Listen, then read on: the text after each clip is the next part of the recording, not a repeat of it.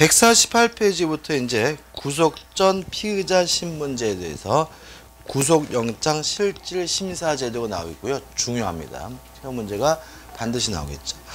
일단 우측에 의의와 제도의 도입이 나왔는데, 과거에는요 어떻게 했냐면은 피의자가 나 신청하겠다 이렇게 선택사항으로 해놨거든요. 근데 지금은 아닙니다. 그냥 무조건 다 뭐죠?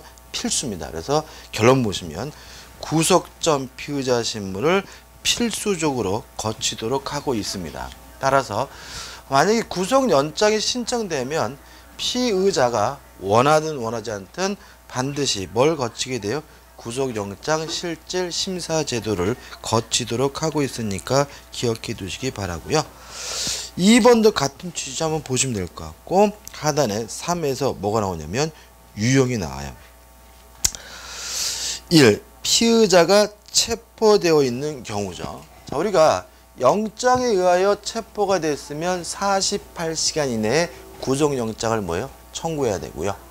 긴급 체포에 의해서 만약에 체포되어 있다면 지체 없이 구속영장을 청구해야 되죠.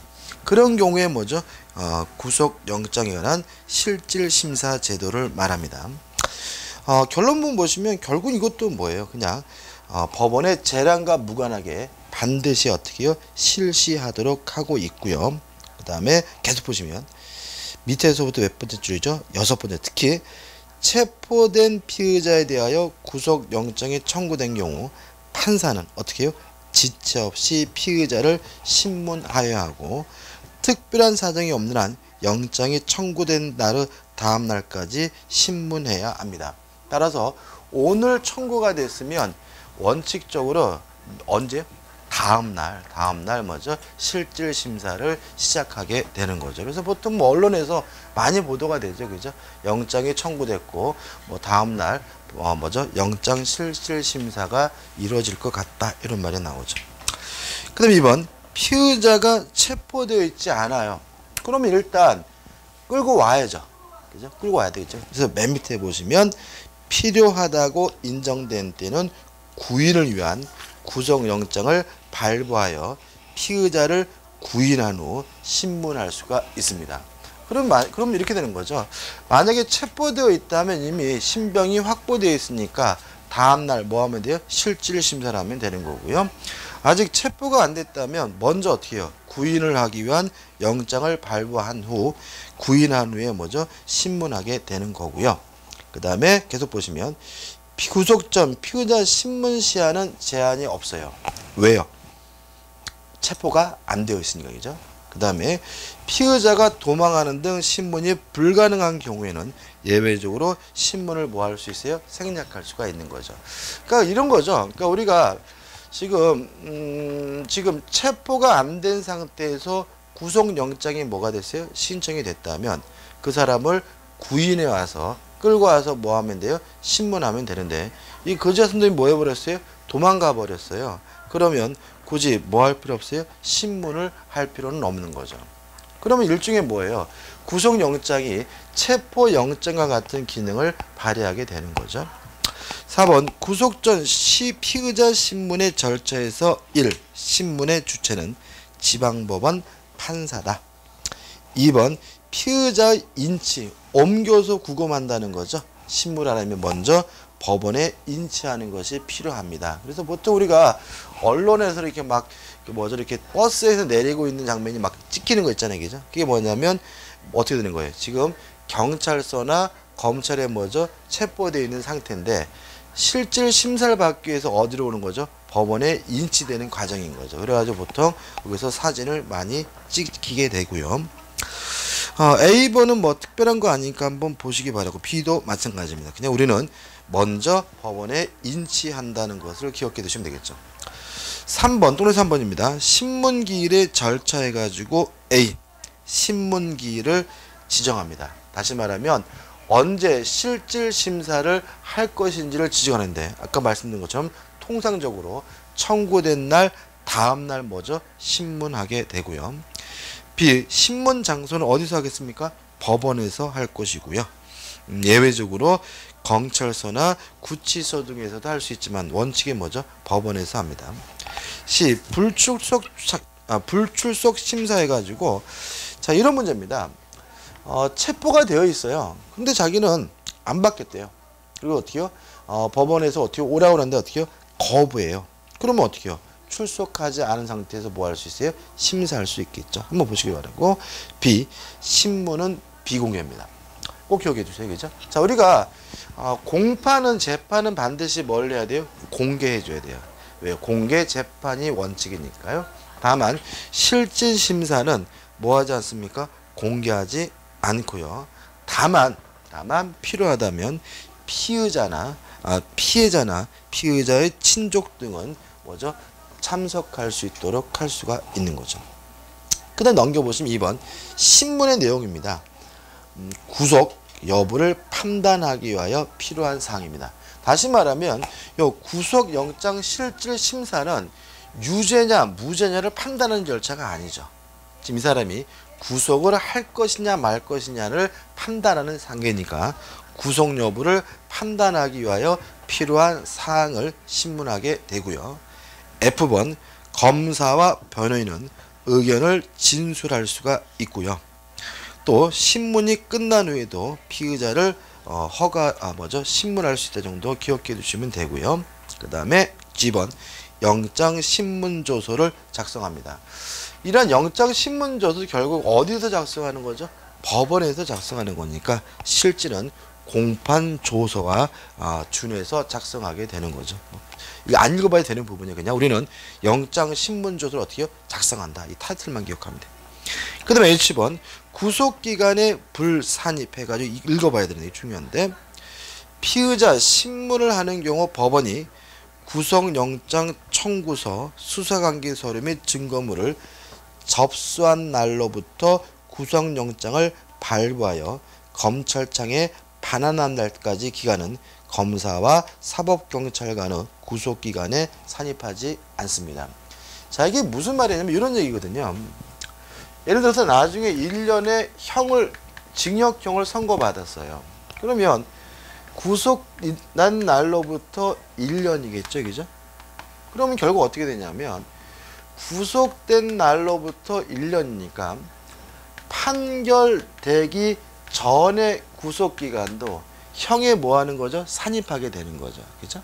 그죠? 다시 말하면 예를 들어 가지고 요 시점에서 구속이 됐고 6개월 후에 유죄 판결이 확정이 되고 그러면 요 때부터 1년이 아니라 몇 개월만 더 살면 되는 거죠? 6개월만 더 살면 되는 거예요. 다시 말하면 구속기간은 원칙적으로 형기간에 뭐 하게 돼요? 포함시키고 산입하게 되는데 다만 구속영장의 경우에는 접수한 날로부터 반환할 날까지는 구속기간에 산입하지 않고 포함시키지 않는다는 취지니까 좀 기억해 두시기 바랍니다. I번 국선 변호인 제도가 인정이 됩니다. 만약에 사설 변호인을 선임했다면 굳이 판사는 지방법원 판사는 국선 변호인을 뭐 할 필요 없어요? 선임할 필요는 없지만 사설 변호인이 없다면 직권으로 국선 변호인을 뭐 하게 돼요? 선정하게 됩니다. 근데 과거에는 뭐 내용은 그런 의미 없죠. 과거에는 국선 변호인이 허접했죠. 과거에는 국선 변호인은 허접했고 일도 진짜 안 했어요. 근데 지금은 국선 변호인도 아주 빵빵합니다. 왜 그러냐면 과거에는 한 15년 전만 해도 변호사들이 돈을 잘 버니까 국선 변호인을 안 하려고 했어요. 왜냐하면 국선 변호인은 아무래도 뭐죠? 수임료가 적잖아요. 국가에서 받은 돈이. 그러니까 이거 서로 안 하려고 그랬고요. 그러다 보니까 어떻게 해요? 과거에는 이제 당직 변호사 비슷해가지고 돌아가면서 하기 싫어도 의무적으로 했어요. 그러다 보니까 국선 변호인으로 선임돼도 일을 제대로 안 했거든요. 근데 지금은 서로 하려고 해요. 왜? 변호사들이 요새 힘들어가지고. 그래가지고 미리 나는 국선 변호인을 전념하겠습니다라고 신청을 해가지고 심사를 걸쳐가지고 국선 변호인단을 미리 구성해 놔요. 그래서 국선 변호인들이 오히려 일반 변호사보다 더 능력이 뛰어난 분들도 많고요. 또 일도 어떻게 해요? 열심히 해요. 왜냐하면 제대로 일을 안 하면 나중에 뭐죠? 또 일거리를 안 주기 때문에 굉장히 열심히 하기 때문에 요새는 국선 변호인이 굉장히 뭐죠? 의외로 빵빵하고 믿을만하고 드라마에 나와 있는 것처럼 완전 허접한 사람은 아니니까요. 혹시나 나중에 잡혀가시면 굳이 돈 들여가지고 변호사 선임하려고 하지 마시고요. 웬만한 변호사보다 국선 변호인이 더 나을 수도 있습니다. 그럴 일 있으면 안 되죠, 그죠? 넘겨보시면 이제 3번 구속영장의 방식이 나와요. 뭐 특별한 것은 없는데 1번 해가지고 마지막에 재판장 또는 수명법관의 서명 날인이 필요하다는 것. 다시 말하면 영장실질심사 판사가 서명하고 날인해야 된다는 정도만 기억하시면 되고요. 한번 읽어보시기 바라고. 그 다음에 주의하실 것은 뭐냐면 5번 보시면 구속영장도 수통 여러 장을 작성하여 사법경찰 수인 여러 사람에게 교부할 수 있다는 것도 기억해 두시기 바랍니다. 이것도 아까 체포영장과 비슷한 거죠. 아직 그 사람이 신병이 확보되어 있지 않아요. 그러면 구속영장을 집행하려면 또 어떻게 해요? 여러 사람이 가져가야 될 일이 발생할 수 있으니까 여러 장을 작성할 수 있다는 걸 기억해 두시면 되겠죠. 4번 구속영장의 집행기간 1 보시면 구속영장은 검사의 지휘로 누가 집행하죠? 사법경찰관리가 집행합니다. 이게 뭐죠? 원칙이죠. 원칙만 기억하자고요. 하단에 2번 영장 제시 의무. 구속영장을 집행하려면 영장을 반드시 피의자에게 뭘 해야 돼요? 제시를 해야 되고요. 다시 말씀드리면 복사본은 의미가 없다는 거 주의하시기 바라고요. 그 다음 우측에 보시면 고지 의무에서 1번 피의자의 경우에는 피의 사실의 요지, 체포의 이유와 변호인을 선임할 수 있음을 말하고 변명할 기회를 주어야 하고요. 만약에 피고인에게 구속영장이 발부된 경우에는 범죄 사실의 요지나 구속의 이유나 변호인을 선임할 수 있고 변명할 기회를 주어야 한다는 거 똑같은데 만약에 피고가 했어요? 도망간 경우에는 그러지 않아도 되겠죠. 그 다음에 집행 후의 절차입니다. 1. 범죄 사실 등을 고지한다. 또 나와 있고 판례 밑에 2. 구속 통지 의무 해가지고 누구에게요? 변호인에게 구속됐다는 사실을 통지하거나 만약에 변호인이 없다면 변호인을 선임할 수 있는 사람들에게 서면으로 뭘 해줘야 돼요? 통지를 해줘야 되고요. 주의하실 것은 2번 보시면 언제까지 통지하느냐?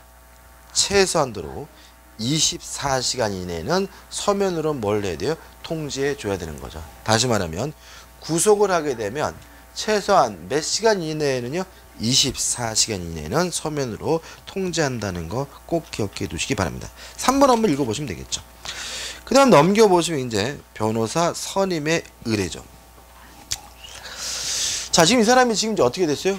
구속이 됐죠.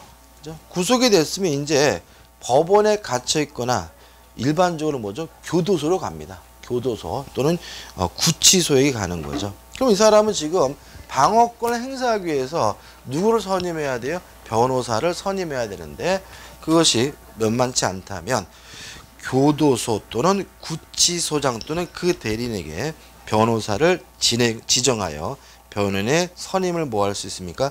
의뢰할 수가 있습니다. 예를 들어 가지고 안영찬이라는 변호사가 똘똘하니까 그분 좀 저에게 선임해 주십시오라고 할 수 있죠? 요구할 수가 있죠.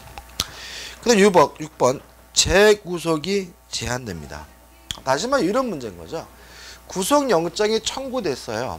근데 판사가 실질 심사를 해보니까 구속시킬 사유가 아니에요.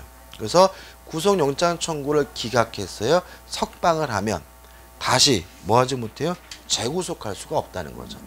재체포도 마찬가지지만 계속해서 구속영장을 청구한다는 것은 의미가 없는 거죠. 그래서 적용 범위에서 원칙적으로 재구속할 수가 없다. 다만 중요한 다른 증거가 발견된 경우에는 재구속할 수가 있다. 그죠?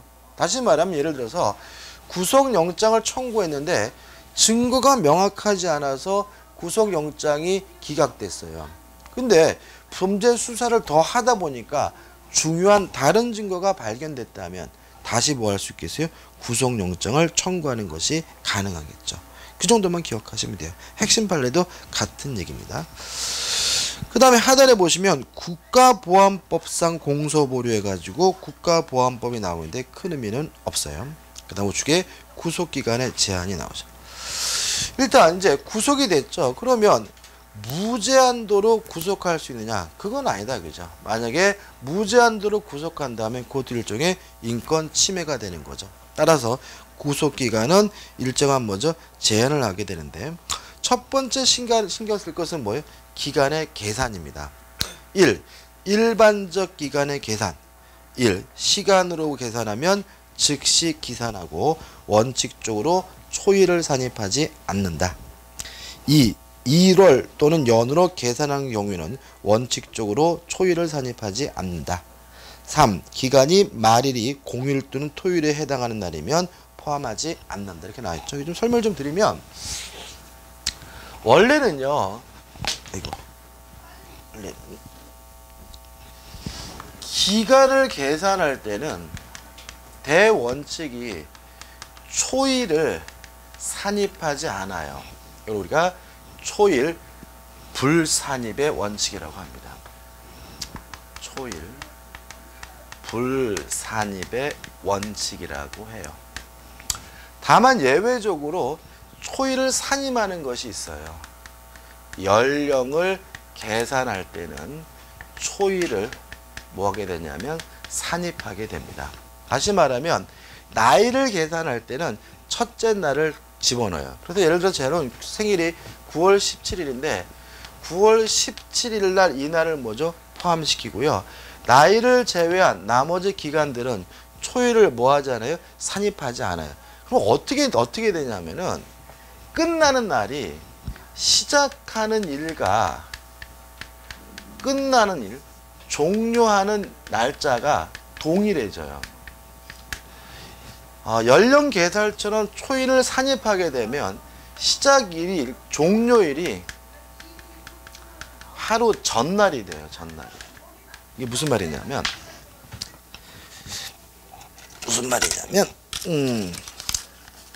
예를 들어 가지고 1월 20일부터 한 달이다. 이렇게 하면은 초일을 산입하는 결과 끝나는 날이 2월 20날이 되는 거예요. 기억하셔야 되겠죠. 근데 만약에 나이의 경우에는 초일을 산입하기 때문에 제가 9월 17일 태어났으면 언제 성년자가 되겠어요? 19살이 되는 날이 성년자가 되는데 성년자가 되는 날은 9월 16일이 되는 거예요.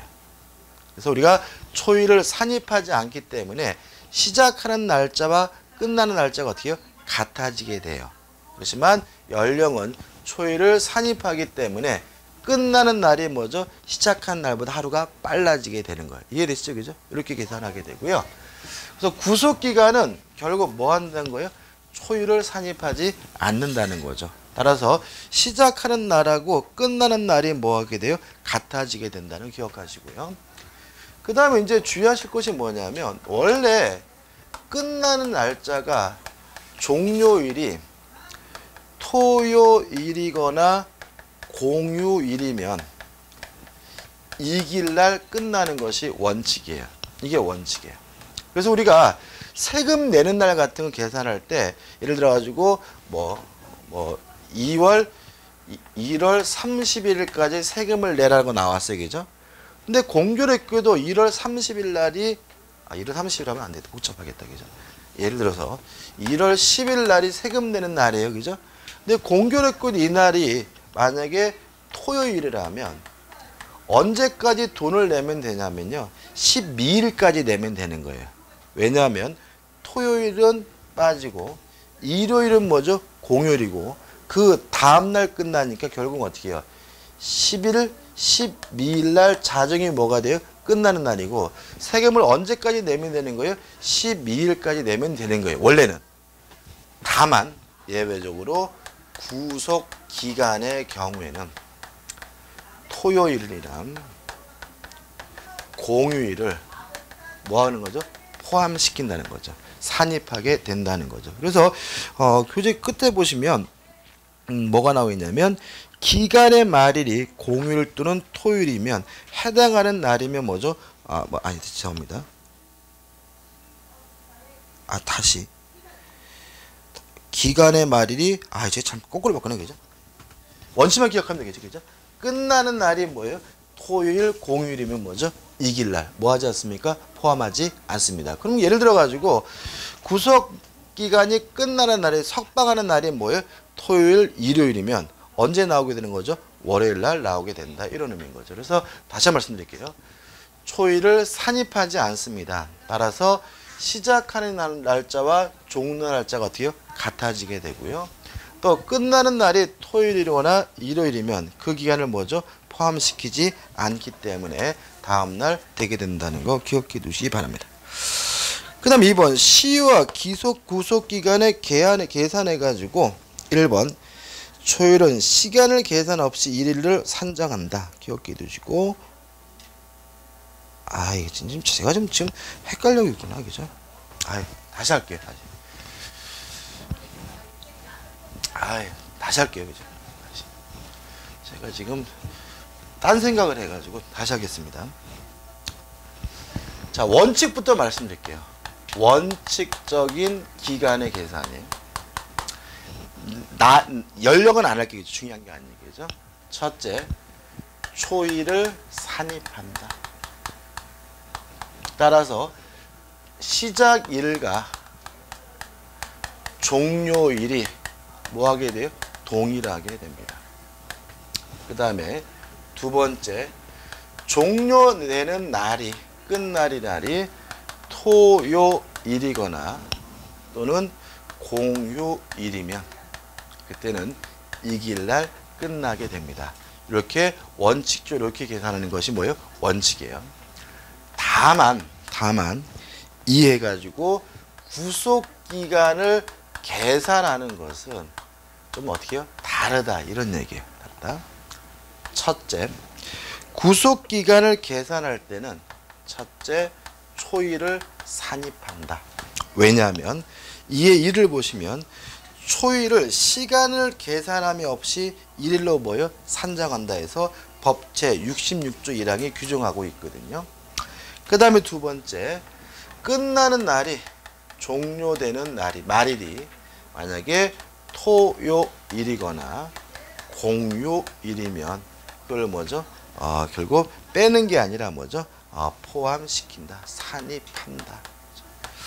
자, 왜 그러냐면 될 수 있으면 어떻게 해요? 그 기간을 뭐죠? 줄여주기 위해서 그런 거죠. 그죠? 그래서 아까 말씀 취소할 거예요. 그죠? 따라서 끝나는 날이 토요일이면 그날 뭐예요? 석방하는 거지. 그 다음날 석방하는 것이 아니라는 거 다시 한번 수정해서 말씀드리겠죠. 그래서 원칙은 이렇지만 구속기간을 계산할 때는 원칙적으로 초일을 뭐죠? 산입하게 되고요.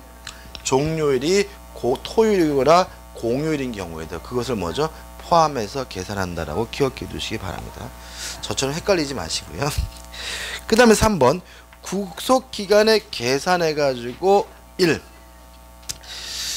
검사 또는 사법경찰관이 피의자를 구속했다면 인치 완료 시간이라 피의자가 실제로 신체 구속을 다한 때다. 기산점이라는 말이 뭐죠? 시작점이라는 뜻이에요. 시작점. 그러면 구속기간의 기산점이라는 말은 구속기간은 언제부터 시작되느냐? 형식적으로 옮겨서 구금한 때가 아니라 실제로 신체 구속을 당한 때부터 구속기간을 뭐하게 돼요? 시작하게 된다는 거 기억해 두시기 바라고요.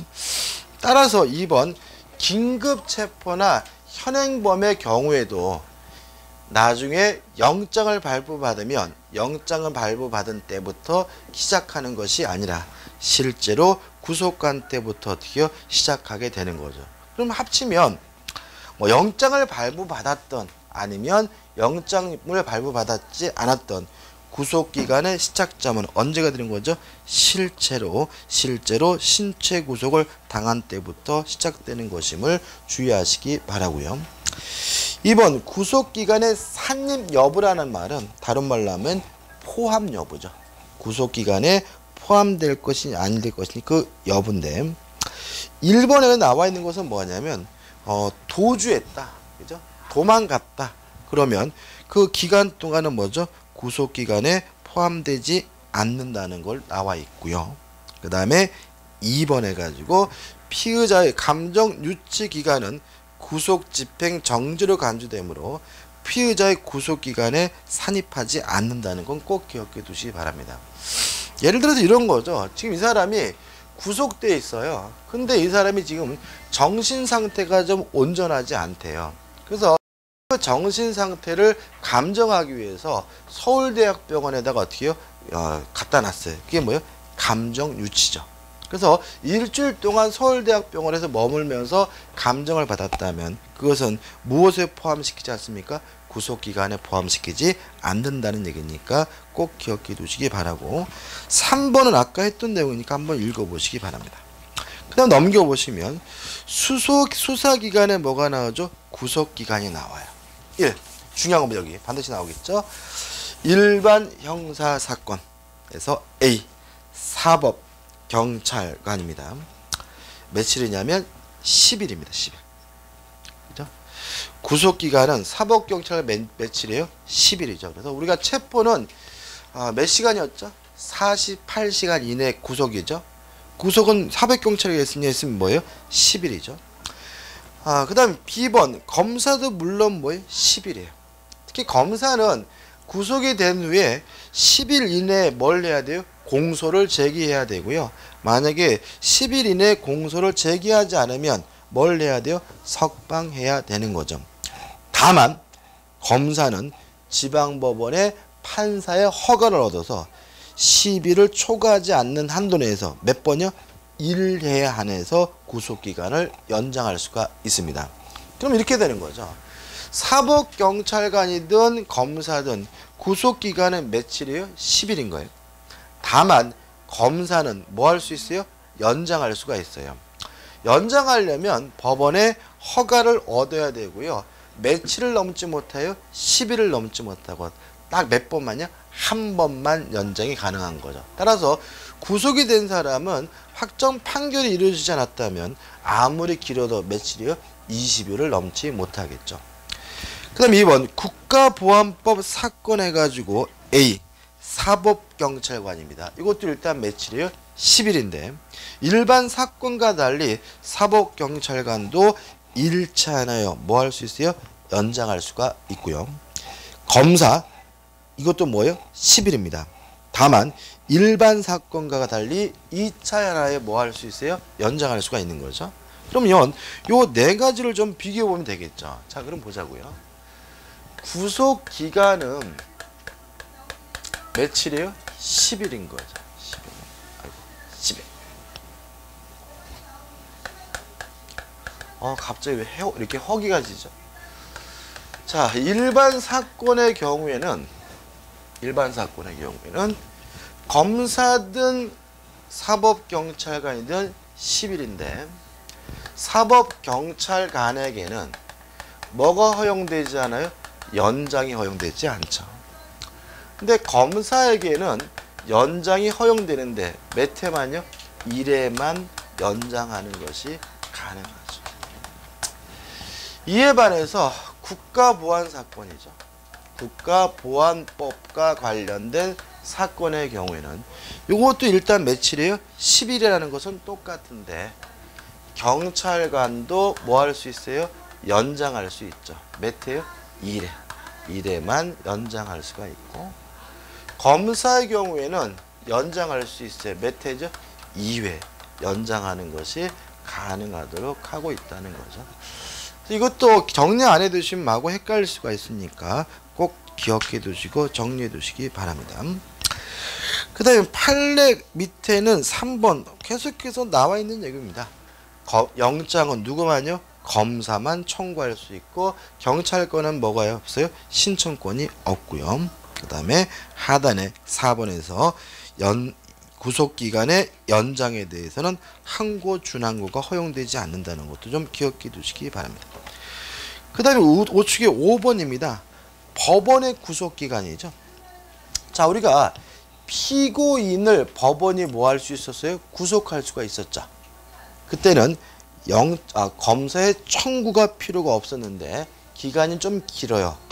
2개월입니다. 그죠? 따라서 법원이 구속시킨다면 구속기간은 몇 개월이요? 2개월이고요. 2번 구속기간의 갱신 연장할 수가 있는데 밑에 보시면 심급마다 2개월 단위로 2차에 한하여 결정으로 갱신할 수가 있습니다. 자, 그럼 이렇게 되는 거죠. 예를 들어 가지고 법원이 구속을 시켰으면 구속기간은 몇 개월이요? 2개월이고 그 다음에 갱신할 수 있다, 연장할 수 있는데 몇 개월 단위로요? 2달 단위로 몇 차예요? 2번이죠. 그죠? 2번. 2회에 한해서 뭐 할 수 있어요? 갱신할 수 있다, 연장할 수가 있어요. 근데 주의하실 것은 심급마다니까 1심에서도 2번 연장할 수 있고 2심에서도 어떻게 해요? 2번 연장할 수 있고 대법원에서는 그러지는 않겠지만 대법원에서도 어떻게 해요? 2번 연장할 수가 있는 거죠. 그죠? 그럼 결과적으로 2번씩 연장하니까 그러면은 1심 법원에서 처음에 뭐예요? 2달 하고 2번 연장할 수 있으니까 플러스 몇 개월 할 수 있어요? 4개월 할 수 있죠. 그죠? 그러면 1심에서 몇 개월 하는 거죠? 6개월. 3심이니까 어떻게 돼요? 3, 6, 18 해가지고 최대 몇 개월 동안요? 18개월 동안 구속시킬 수가 있다는 결론이 되니까 그것만 좀 기억해 두시면 되겠죠. 그 다음 관련 문제 가지고 1. 구속영장의 성질과 효력해서 1. 피고인에 대한 구속영장은 명령장의 성질을 갖는다. 아까 말씀드렸죠. 그죠? 재판이 시작이 되는데 피고가 뭐가 되지 않았어요? 구속이 안 됐다면 법원은 그 사람을 뭐 할 수 있어요? 구속시킬 수가 있잖아요. 이 일종의 뭐예요? 명령인 거죠. 그죠? 이에 반해서 2번 피의자에 대한 체포 구속 영장은 허가입니다. 체포 구속 피의자에 대한 것은 누가 청구하는 거죠? 검사가 청구하는 거니까 법원의 입장에서는 해도 좋다라는 뭐가 되는 거죠? 허가가 되는 거죠. 그래서 우리가 피고에 대한 구속영장은 명령장이고요. 피의자에 대한 체포 구속영장은 허가장으로서 성질이 되는 거죠. 2번 별건 구속의 적법 여부가 나와요. 자, 이런 문제입니다. 이게 좀 조심해야 되는데.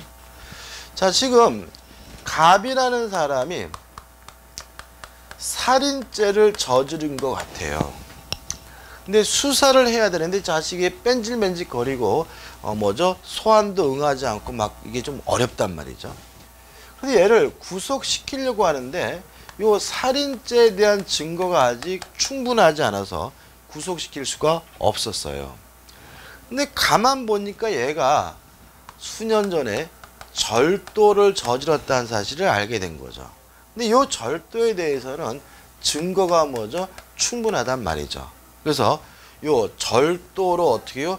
구속을 시킨 다음에 살인죄에 대해서 본격적인 수사를 하는 것을 우리가 뭐라냐면 별건 구속이라고 합니다. 이해되시죠? 그죠? 다시 말하면 진짜 수사하고 싶은 것은 다른 거죠. 근데 그거에 대해서는 아직 증거가 충분하지 않아서 다른 사유로 구속을 시키고 원래 하고자 하는 수사를 할 수가 있느냐. 이게 별건 구속인데 이것이 허용되는지 안 되는지가 문제가 돼요. 맨 밑에 보시면 허용 여부에서 쭉 내용이 나오는데 학설은 위법하다고 봅니다. 학설은 뭐라고요? 위법하다고 봐요. 왜냐하면 실제로 이렇게 되는 거죠. 절도에 대해서 구속을 하고 실제 사건은 살인에 대해서 진행이 된다면 요 살인죄에 대한 구속 여부에 대해서는 법원이 뭐하지 않고 있어요? 판단하지 않고 있는 거죠. 그래서 이런 결국은 영장주의에 반하는 것이니까 허용되면 안 된다는 것이 다수설의 입장입니다. 근데 제가 지금 요 별건 구속에 대해서는 뭐만요? 학설만 넣어놨죠. 왜요? 판례가 명백히 없어서 그래요. 근데 실제로는 이거는 실제로는 판례는 그냥 웬만하면 넘어가는 경향입니다. 그냥 웬만하면 그냥 넘어가고 그냥 얘가 살인죄를 저지른 건 맞으니까 살인죄에 대해서 뭐죠? 유죄 판결해주는 경향이 있긴 해요. 그렇지만 학설단 허용하면 안 된다는 것이 다수설의 태도인 거죠. 그 다음에 3번 해가지고 이중 구속의 허용 여부예요. 자, 이건 뭐냐면 이런 문제 조금 달라요. 순서가. 이 사람이 절도를 저질렀다는 이유로 증거가 있어서 어떻게 해요? 구속시켰어요. 구속을 시켜가지고 수사하는 과정에서 뭐가 알게 됐냐면 살인을 저질렀다는 사실이 알게 됐어요.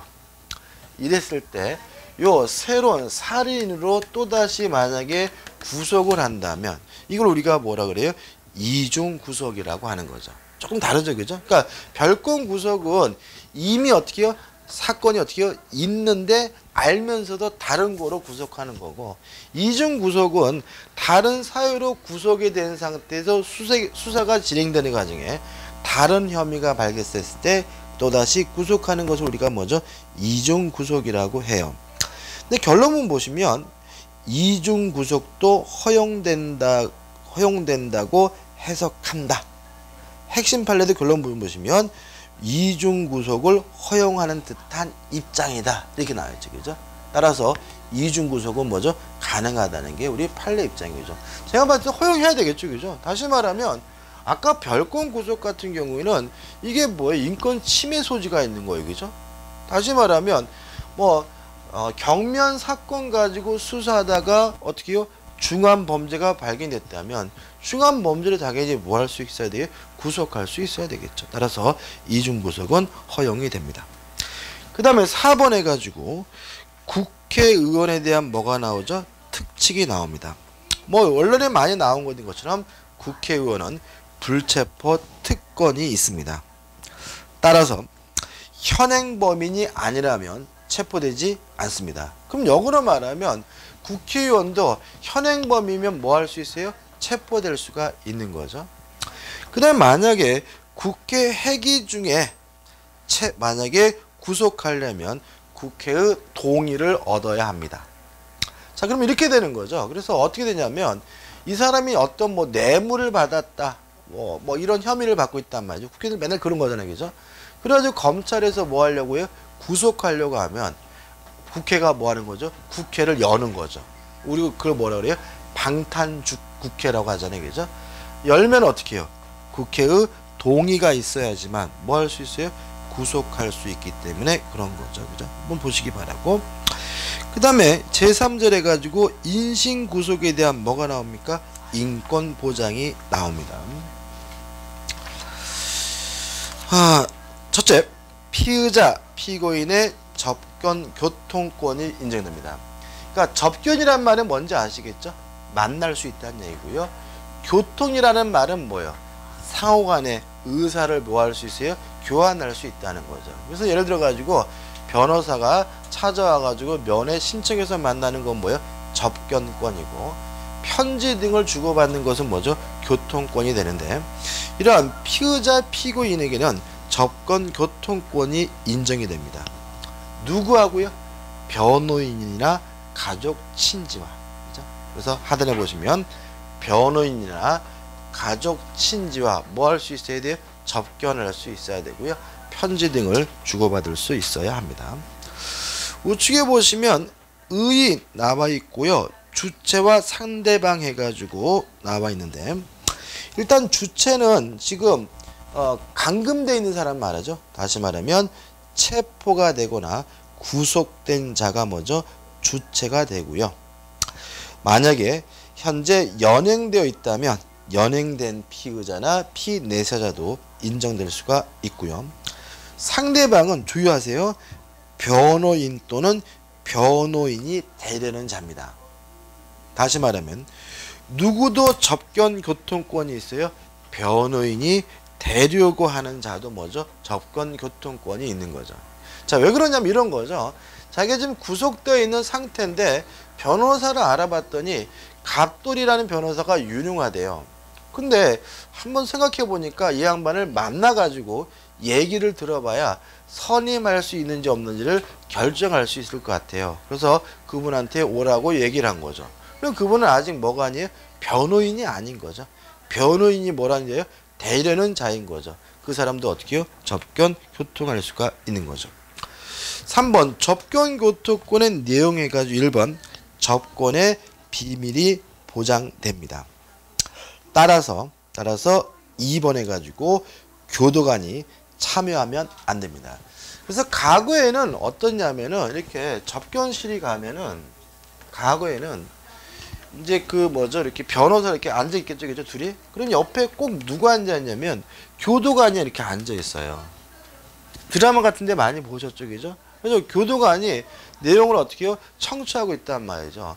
그래서 이것이 뭐냐 해가지고 최근에 이런 것들은 뭐죠? 위헌 판결을 받습니다. 그래서 지금 교도관은 어떻게 하냐면 있어요. 어디냐면 볼 수 있는 곳에서. 그렇지만 뭐 하면 안 돼? 들을 수 있으면 안 돼요. 무슨 아시겠죠, 그죠? 왜 교도관이 반드시 보고 있어야 되냐면 뭐 둘 간에 무슨 일이 벌어질지를 모르잖아요, 그죠? 따라서 그것을 감시한다는 의미에서 교도관이 뭐 하고 있어야 돼요? 보고 있긴 해야 되지만 그 두 사람의 대화를 뭐 하면 안 돼요? 들으면 안 되는 거죠.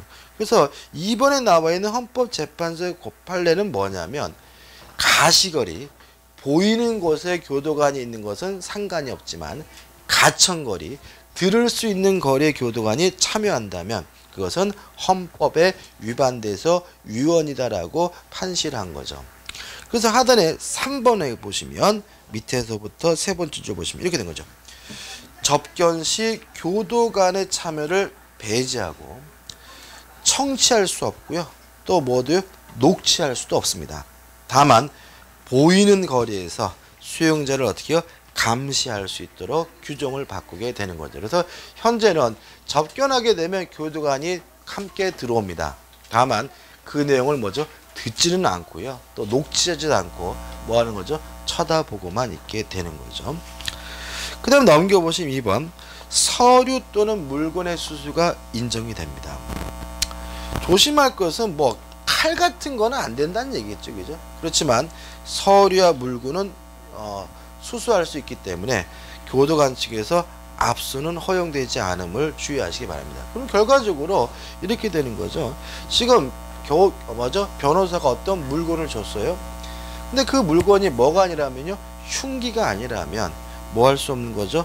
무기가 아니라면 압수할 수가 없는 거죠. 그래서 뭐 보니까 전에 그 남미 같은데 좀 이상한 나라들은 마약 이렇게 뭐 무슨 마약 뭐죠 그 마약을 거래 마피아 이 두목이 이렇게 들어가면 누가 이제 시다발이 해주는 거죠. 변호사가 이제 가가지고 뭐 이렇게 뭐 술도 넣어주고 이제 어떻게 뭐 담배 넣어주고 막 이러더라고요. 왜냐하면 변호사는 뭐가 아니라면요, 무기가 아니라면 그것을 뭐 할 수 없어요? 압수 없도록 하고 있기 때문에 그런 거죠. 그 다음 3번 의사로부터 뭐 받을 수 있어요? 진료를 받을 수 있겠죠. 따라서 변호사 가서 방문해 봤더니 이 사람이 지금 치료를 받아야 될 것 같아요. 그러면 변호사나 변호인이나 변호인이 대려는 자는 피고인 피의자의 진료를 하게 할 수 있다는 거 기억해 두시기 바라고요. 다만 이러한 접근 교통권이 무제한으로 보장되는 것은 아니고요.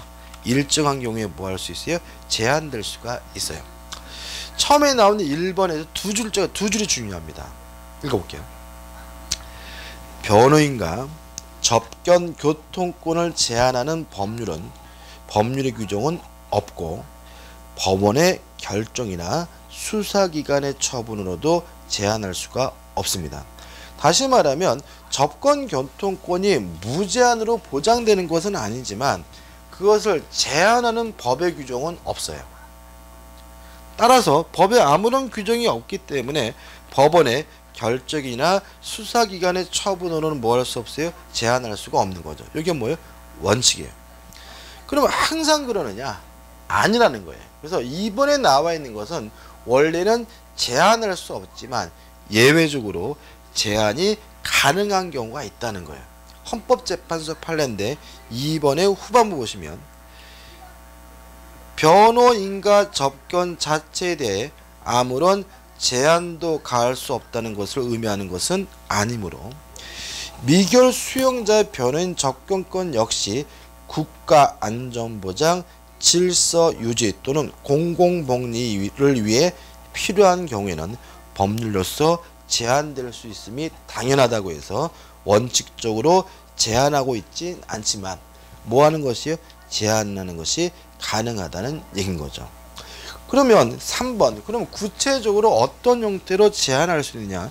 예외적으로 제한이 허용되는 경우인데 읽어볼 건데 밑에서부터 여섯 번째 중간입니다. 읽어볼게요. 그 시점에 접견이 불허됨으로써 피의자 또는 피고인의 방어권 행사에 어느 정도 불이익이 초래되었다고 인정할 수 있어야만 하며까지 끊어볼게요. 자, 이게 무슨 말이냐면 일정한 시점에서는 접견 교통권을 뭐 할 수 있는 거예요? 제한할 수가 있는 거죠. 자, 이런 얘기예요. 지금 변호사가 10시, 오전 10시에 가지고 피의자를 만나겠습니다 라고 했더니 교도소 측에서 지금 접견실이 꽉 차 있기 때문에 오늘은 만날 수 없습니다 라고 뭐 할 수 있는 거예요? 제한할 수가 있는 거예요.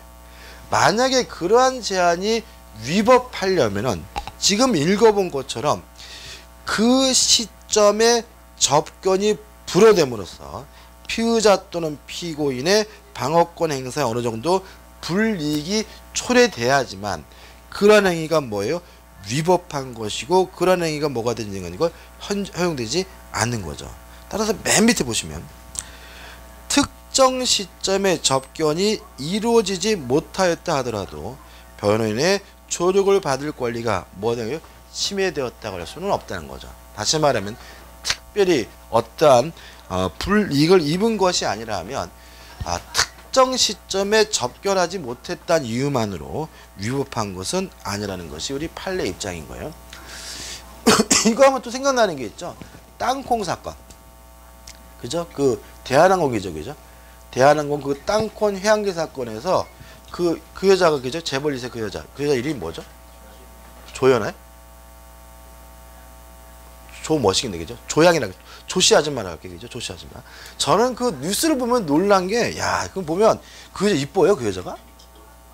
전 진짜 아무리 봐도 이쁜지 모르겠거든요. 근데 조선일보가 동아일보 기자를 보니까 그러니까 그 내용이 뭐냐면 그 대중들이 별것도 아닌데 그 여자를 질투한다는 거예요. 그죠? 질투를 하는데 그러니까 그 기사 논거는 뭐냐면 그 아줌마가 한 행동은 별것도 아니고 굳이 비탄받을 일도 아닌데 일반 대중들이 그 여자를 뭐 한다는 거예요? 질투한다는 거죠. 그러니까 질투하기 때문에 별것도 아닌 거 가지고 난리라는 식의 내용이더라고요. 그리고 그 질투하는 이유가 첫째, 돈이 많아서 일반인이 질투한다까지는 이해가 되겠어요. 두 번째, 너무 이쁘기 때문에 질투한다. 그래서 제가 그 기사를 쓴 기자놈이 눈이 정상적으로 박힌 놈인가 싶더라고요. 그래서 내가 이거 위에서 누가 시켜가지고 억지로 쓰긴 쓰지만 별로 쓰기 싫어서 이렇게 써놨나 싶기도 한데 아무튼 그때 어떤 일이 있었냐면 이 여자가 접견실을 독차지하고 있었어요. 얘가 돈이 많고 지금은 뭐예요? 깜빵에 앉아있기 싫으니까 변호사가 어떻게 계속 오는 거예요. A라는 변호사가 가서 한 2시간 접견하고 B라는 변호사가 가서 2시간 접견해 가지고 그냥 접견실 혼자 어떻게 해요? 거의 뭐 12시간 내내 자기 전까지 하루 종일 앉아있다 보니까 다른 사람들이 뭐 할 수 없었어요? 변호인과 접견할 수 있는 공간이 없어가지고 뭐죠? 그때 좀 말이 좀 많았습니다. 그래서 혼자서 어떻게 해요? 다 독차지하고. 그래서 그 여자가 실제로 구속되어 있긴 했었지만 깜빵에 있었던 것이 아니라 하루의 생활의 대부분 어디 앉았었던 거예요? 접견실에 앉아가지고 변호사하고 어떻게 해요? 노닥거리고 이 얘기 저 얘기하고 뭐 인터넷도 하고 뭐 이러면서 있었다 그러더라고요. 그죠? 참 보면 우리나라는 개인적으로 돈 진짜 많이 벌고 싶어요. 그래서 저도 좀 나쁜 짓을 해도 그런 거 좀 해봤으면 좋겠어요. 그죠? 그래서 저는 그 돈 버는 게 목적이 뭐냐면 제가 가끔 저 해외여행이랑 다니는 걸 좋아하는데 맨날 뭐 검색하냐면 싼 호텔, 싼 비행기, 그죠? 그래가지고 뭐 이래가지고 비행기 뭐죠? 검색해가지고 싸면은 뭐죠? 이상한 항공이라도 탈 준비가 어떻게 해요? 마음의 준비가 되어 있는 사람이거든요. 근데 저는 돈 벌어서 그냥 싼 비행기가 아니라 뭐 이코노믹이 아니라 뭐죠? 퍼스트 클래스나 비즈니스석을 탄데도 어떻게 해요? 아무런 죄책감도 없고 불안하지 않을 정도까지 돈 벌고 싶습니다. 아무튼. 자, 그다음 마지막입니다. 그죠? 자, 161페이지 맨 위에 보시면 이제 4 나와 있죠. 한번 읽어볼까요? 이게 두 번째 줄. 변호인과 접견을 수사를 위하여 필요하다는 이유로 제한할 수는 없고. 자, 이게 무슨 말입니까? 자, 오늘은 수사해야 되니까 변호사는 피고를 만날 수가 없습니다. 이럴 수는 없고요. 변호인과 접견 교통권을 일반적으로 금지하는 일반 지정은 물론 일정한 일시와 장소에 한하여 허용하는 구체적 지정에 관한 제한도 인정되지 않습니다. 그래서 이런 거 허용되지 않는다는 거죠. 변호인과의 면담은 뭐 오후 2시부터 6시까지 3시간 동안만 허용됩니다. 이런 것도 어떻게 허용되지 않고요. 따라서 변호인과 접견 시간을 제한하는 것도 어떻게 금지가 됩니다. 그럼 여기까지 정리해 보자고요. 피의자든 피고인이든 변호사로부터 조력을 받을 권리가 있고요. 따라서 변호인과 접견 교통권은 뭐죠? 보장이 돼야 됩니다. 따라서 현행 법상 법률에 의해서 접견 교통권을 제한하고 있지는 않고요. 또 법원의 결정이나 수사기관의 처분으로도 접견 교통권을 제한할 수는 없는 거죠. 따라서 마지막에 본 것처럼 시간도 뭐 할 수 없어요? 제한하거나 지정하는 것도 뭐죠? 허용되지 않는 거예요. 그죠? 다만 문제가 되는 것은 좌측에 있는 헌법재판소는 뭐냐면 어떤 교도소 측의 사무처리 과정에서 특정 시간에 접견을 못했다는 이유만으로 그것이 위법한 거냐? 그건 아니다. 그러한 제한으로 인해서 피고나 피의자가 불이익을 입었다는 사실이 입증돼야 되지만 위법하다는 의미니까 한번 꼼꼼히 점검해 보시기 바랍니다. 제가 아까 지금 확인해 드리겠다는 게 있어서 좀 찜찜하긴 한데 오늘 수업 여기까지 마치고요. 다음 주 제가 확인해서 다시 한번 말씀드릴 거 말씀드리고요. 다음 주는 161페이지부터 진행하도록 하겠습니다. 자, 오늘 수고 많으셨습니다. 감사합니다.